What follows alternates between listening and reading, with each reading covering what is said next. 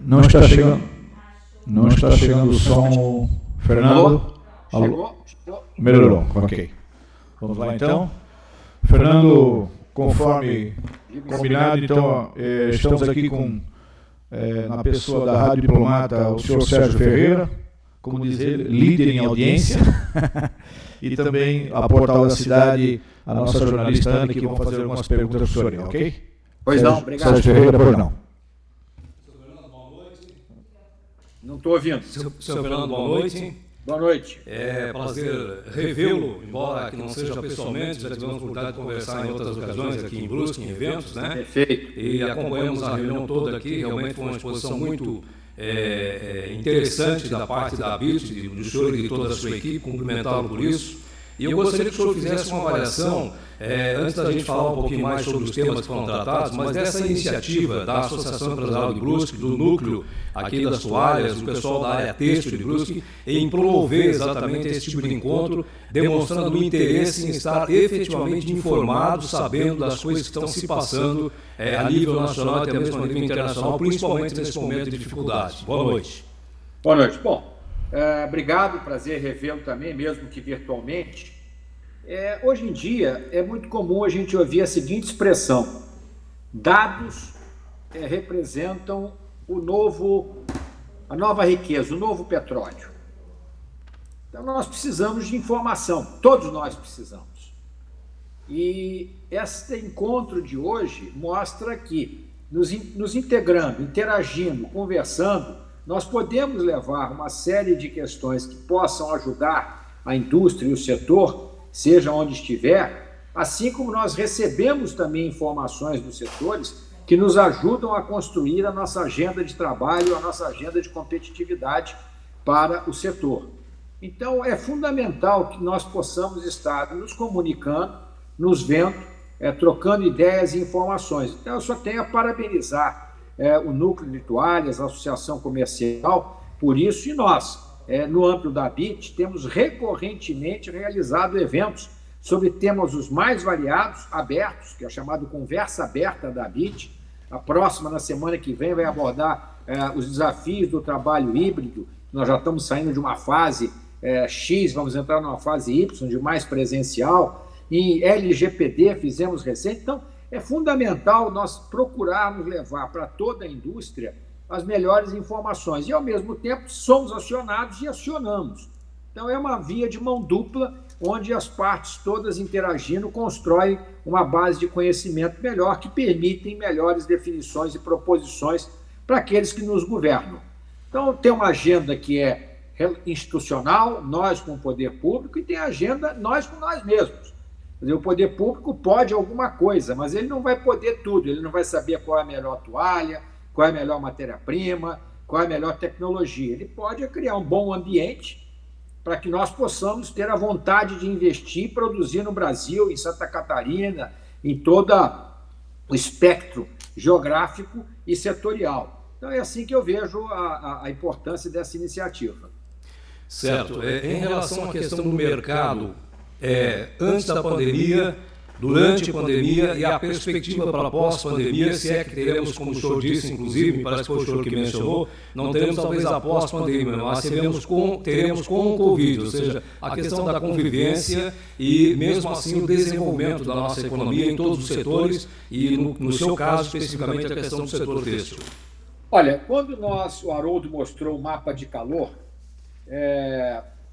antes da pandemia se instaurar, isso se deu, São Paulo fechou as atividades, se não me falha a memória, em 23 de março do ano passado, havia uma expectativa e os números mostravam que nós teríamos um muito bom 2020, salvo algum acidente de percurso. Os acidentes sempre estão presentes nas nossas vidas, lamentavelmente, mas estão. Então, toda a visão do presente e do futuro estavam favoráveis. De repente, o mundo desmoronou. Ele já vinha desmoronando. Começou na China, a Itália sofreu muito, custou um pouco mais a chegar no Brasil, chegou 2 meses depois, nós estamos sempre 2, 3 meses depois da Europa, por isso é importante observar o que está acontecendo na Europa agora. Tá? A letalidade não está alta, mas uma nova onda está acontecendo, com medidas restritivas sendo trabalhadas novamente, ou seja, não estamos seguros ainda. Então, quando chegou abril, maio, junho, ninguém sabia para onde nós iríamos. Todo o trabalho nosso de interação com o governo foi para encontrar medidas que mitigassem o problema.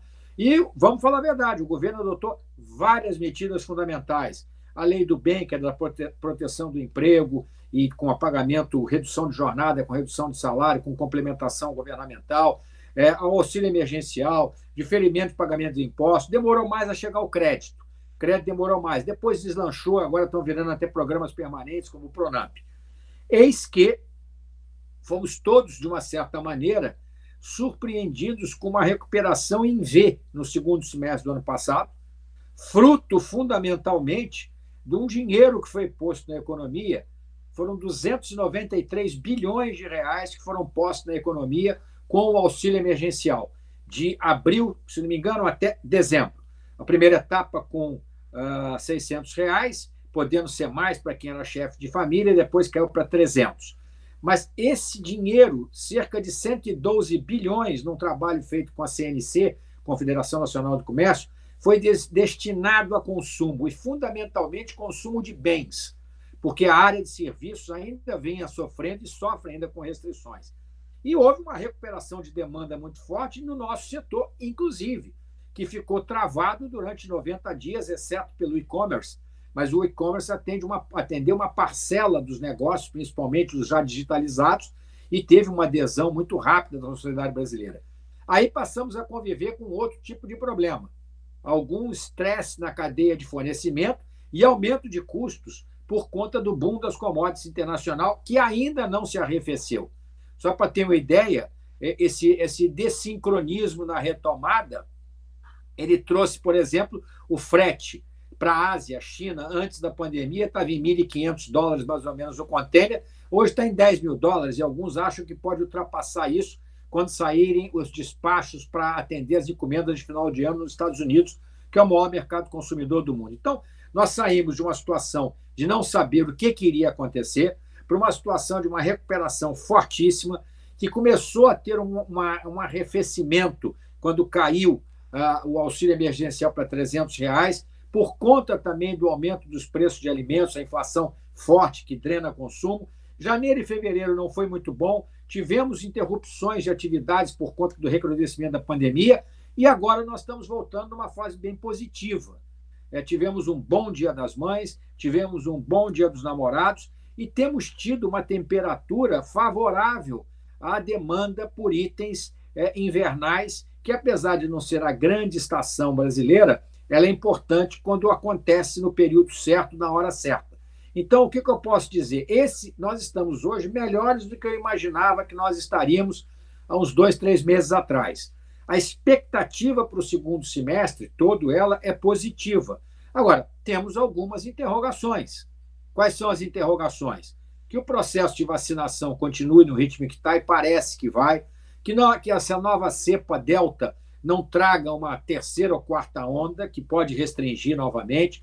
Nós ainda temos desemprego elevado, que diminui a capacidade de consumo, junto com uma inflação que atinge muitos bens de primeira necessidade, quer dizer, um botijão de gás está mais de R$ 100, a cesta básica é muito cara por conta desse boom das commodities, mas, enfim, esse auxílio emergencial que foi prorrogado ajuda. Nós temos a crise hídrica, que já impacta fortemente o custo da energia, mas o cenário geral é positivo para a retomada do consumo, principalmente na medida em que você vá tendo maior convívio social. Há uma relação direta de recuperação da atividade de consumo com a mobilidade social mais fluida, mais tranquila no âmbito das relações entre as pessoas. Então, é um cenário favorável, mas que, evidentemente, não dá para você botar no piloto automático e dizer, bom, está tudo resolvido, eu vou só ficar contando aqui o dinheiro entrando no caixa. Pelo contrário, temos desafios, continuaremos a ter, inclusive desafios de ordem política. Quanto mais nós formos chegando a 2022, mais a temperatura política, depois das prévias dos partidos, definições de candidatos, mais a discussão eleitoral de 2022, ela vai ganhando corpo, e isto, no âmbito do Congresso Nacional, tende a dificultar, melhor dizendo, o andamento de reformas estruturantes.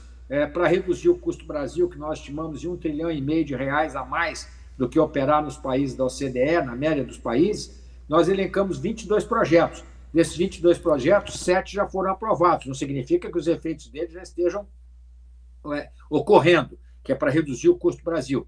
Faltam aprovar 15. Estamos aí na discussão da reforma tributária. Hoje o relator mandou a nova proposta, bastante interessante, que vai ao encontro do que nós entendemos razoável, não aumentar a carga, simplificar.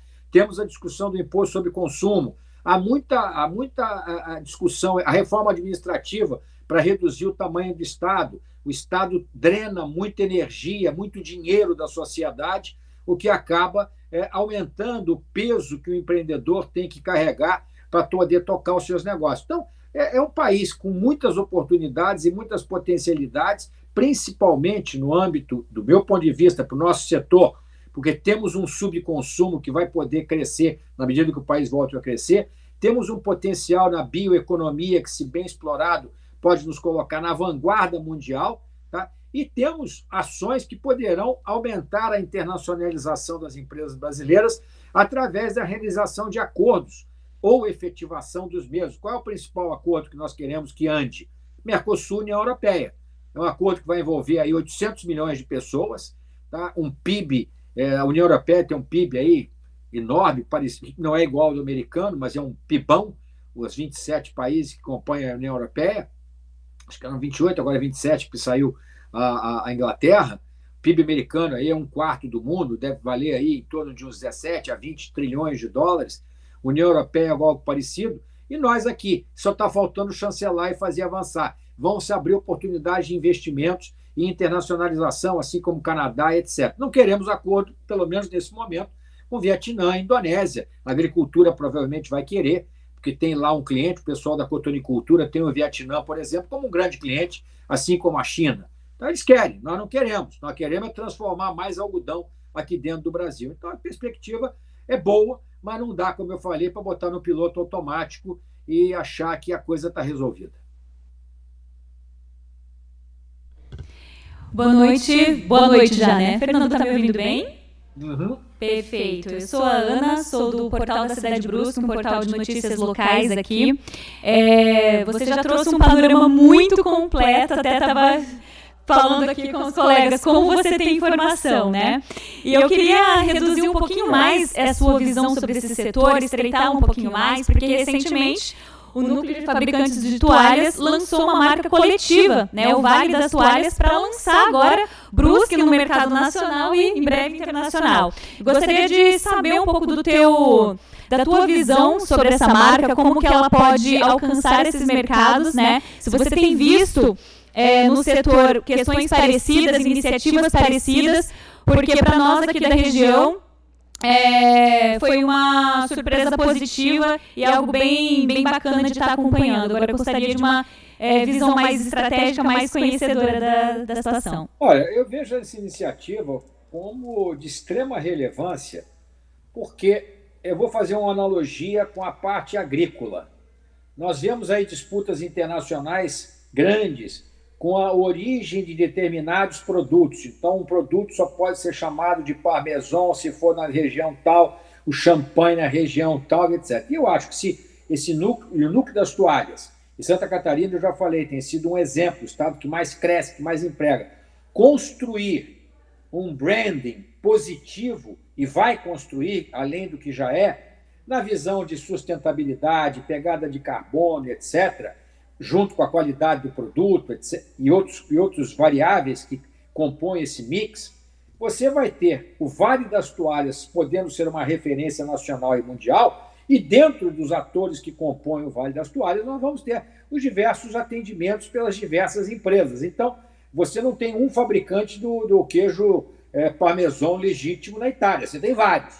Mas para você carregar aquela marca, você tem que atender a determinadas especificidades e determinadas características.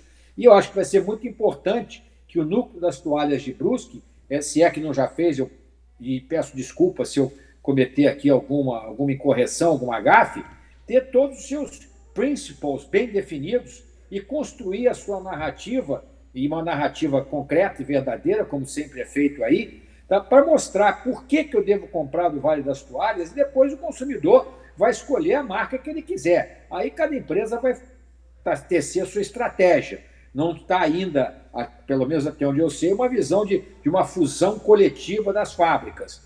Tem uma visão geográfica que vai ter que fortalecer a sua identidade e, a partir dessa identidade fortalecida, favorecer a cada um dos integrantes desse núcleo produtor. Quanto a outros exemplos em outros locais do país, você tem, Porto Alegre está criando o selo da moda Porto Alegre, as localidades. Eu sinto que existem iniciativas nesse sentido, a moda carioca, mas mais do que nunca, sabe o que é importante? Não é lançar, é perseverar e manter a trajetória, porque lançar é bacana demais.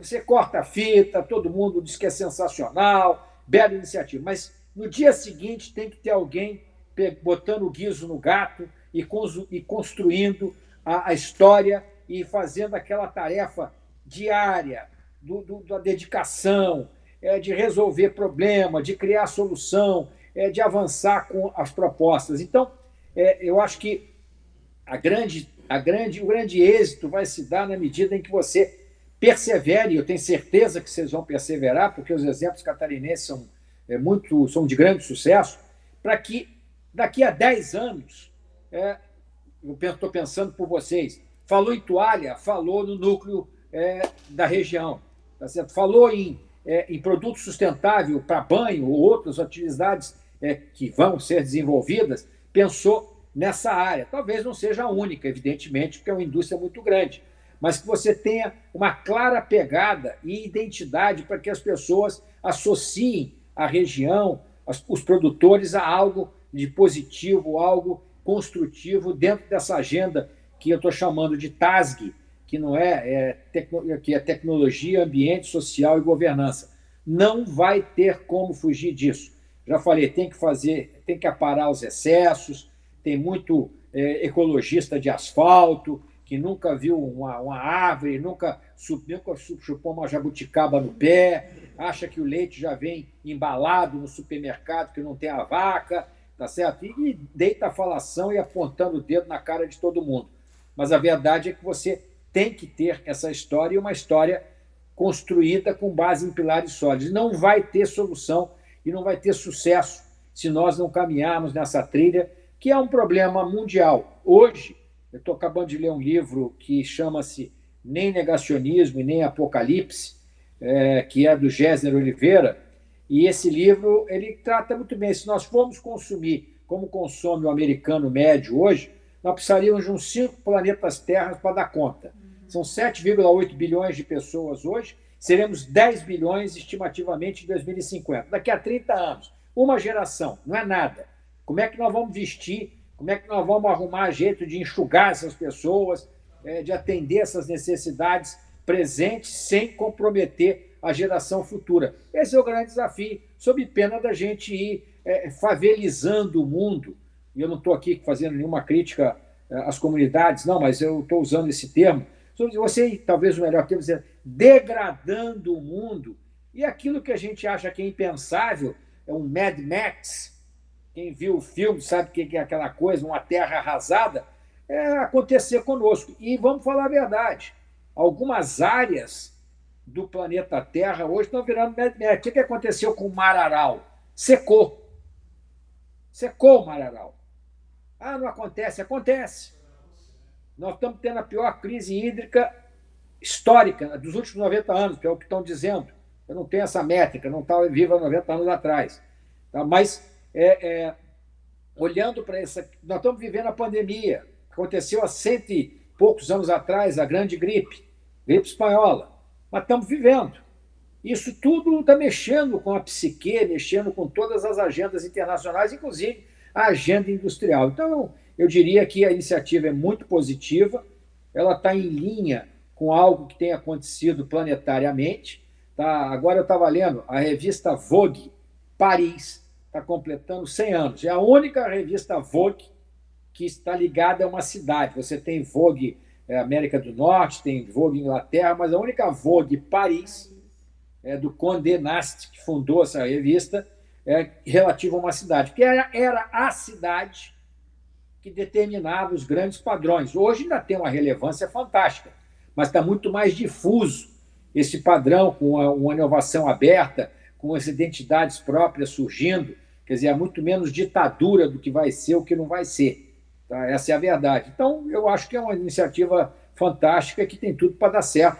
Mas, de novo, é a perseverança, é o propósito, é a continuidade, a comunicação e amalgamar todos em torno do projeto, porque dá trabalho. No princípio, todo mundo está junto, daqui a pouco não dá para ir na reunião das 7, você me conta depois. Então, é manter esse núcleo unido e com sucessão. Porque às vezes cansa no meio do caminho, o cara não quer mais, passa para o filho. Quer dizer, não é porque negócio, o cara fala assim, pô, Fernando, estou conseguindo empregar no setor. Eu falei, pô, você não quer que seu filho trabalhe com você? Por que alguém vai querer trabalhar com você? Pô, você fala que não quer seu filho com você. Então, qual é o seu atrativo para alguém de fora que não é nem seu filho que vai com você?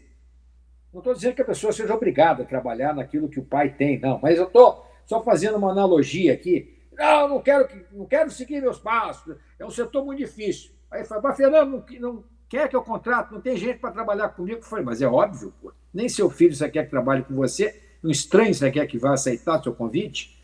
É lógico que eu estou dando aqui fazendo uma pintura com tintas fortes, mas é uma análise. Igual o cara que fica reclamando, dizendo que vai quebrar amanhã, depois me liga para dizer, Fernando, eu fui ao banco, não tem empréstimo. Eu falei, pô, mas nem tua mãe vai te emprestar dinheiro. Você disse que vai quebrar. Por que alguém vai te emprestar dinheiro se você vai quebrar? Você disse que vai quebrar, que o mundo acabou. E bate lá, o cara falou, olha, o senhor não disse que vai acabar tudo, como é que eu vou lhe emprestar? O rating não permite. Então, é claro, eu estou exagerando no exemplo, mas é só para dar uma caracterizada. Perfeito, achei isso. Muito obrigada. Fernando, Sérgio, tudo certo? Fernando do Céu, que entrevista. Show. Muita informação. Como é que se diz, uma biblioteca humana, né?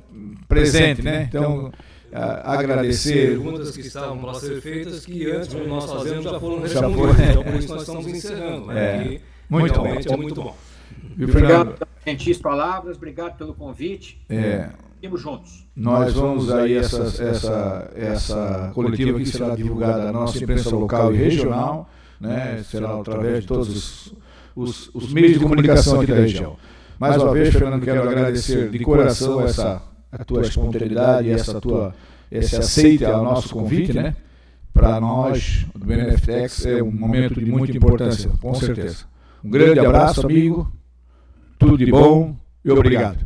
Até a próxima. Fiquem com Deus. Um abraço.